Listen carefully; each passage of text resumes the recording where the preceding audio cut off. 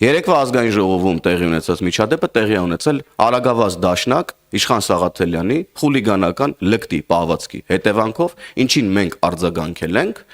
հետո իհարկե այդ ընթացքում Իշխան Սաղաթելյանը էլի տեսանք, որ փախավ ինչ-որ միտեղ չգտանք, որ հենց իրան արձագանքեինք,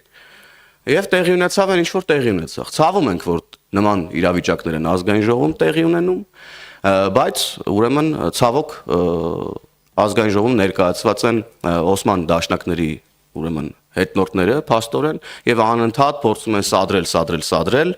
ինչի արդյունքում այո էմոցիաները երբեմն տեղի են տալիս, էմոցիաների համար մեր քաղաքացիներից սիրելի ներողություն ենք խնդրում, բայց եւս մեկ անգամ կրկնում եմ, որ դրան այդ միջադեպը ուղղորդող լրատվական այս հոսքերը ամբողջությամբ կեղծ ձևով էին ներկայացնում իրողությունները փորձելով ուրեմն օգնել ընդդիմության կեղծ եւ կեղտոտ թեզերին։ Շնորհակալ եմ։